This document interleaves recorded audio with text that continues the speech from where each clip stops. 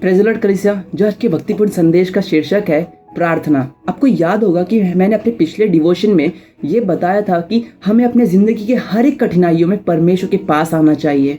चाहे हमारी ज़िंदगी में कितनी भी कठिनाई से हम क्यों ना गुजर रहे हो, हमें अपने आप को परमेश्वर के पास लाना चाहिए, राइट। आज के इस डिवोशन में आपके सामने इस बात को रखना चाहता हूँ कि हमें सिर्फ अपने कठिन समयों में ही नहीं, लेकिन हमें अपने आनंदित समय में भी परमेश्वर के पास आना चाहिए।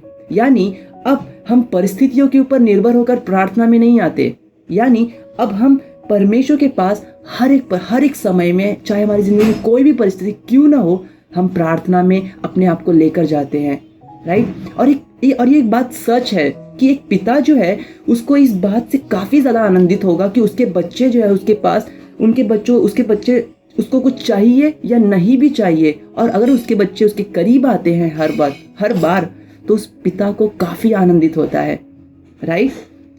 आइए वचन की तरफ बढ़ते हैं। पहला थिस्सलुनीकी की पत्री 5वां अध्याय 16 से 18 वचन इस तरीके से लिखा है, सदा आनंदित रहो, निरंतर प्रार्थना में लगे रहो, हर बात में धन्यवाद करो, क्योंकि तुम्हारे लिए मसीह यीशु में परमेश्वर की यही इच्छा है, राइट।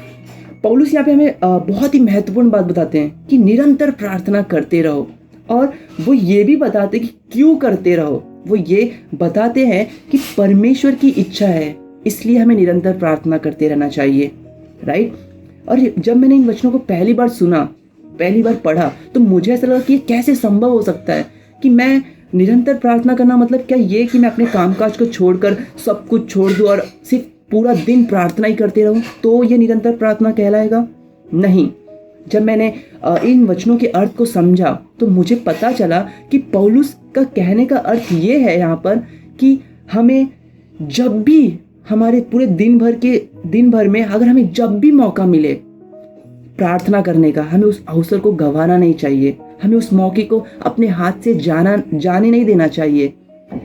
शायद वो जगह जो है आपका घर हो सकता है, शायद वो जगह आपके काम का स्थान हो सकता है, शायद वो जगह रास्ते में हो सकता है, शायद वो जगह ट्रेन हो सकता है, शायद वो जगह बस या ऑटो रिक्शा हो सकता है, वो जगह कुछ भी हो सकती है।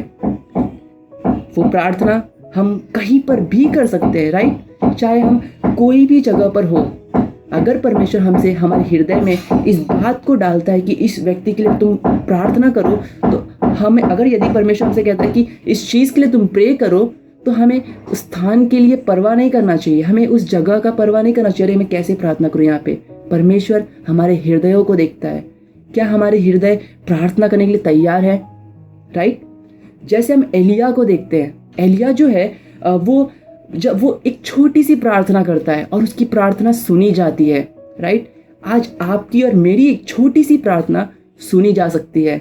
एक बार मैं बाहर कॉलेज में था और मैंने एक व्यक्ति को देखा और परमेश्वर ने मुझसे कहा कि ये व्यक्ति आत्मिक तौर पे बीमार है, और मुझे ऐसा हृदय में लगा कि मुझे इसके लिए प्रार्थना करना चाहिए, और मैंने हृदय में उससे प्रार्थना की, एक छोटी सी परमेश्वर के उसके उद्धार के लिए, उसकी चंगाई के लिए।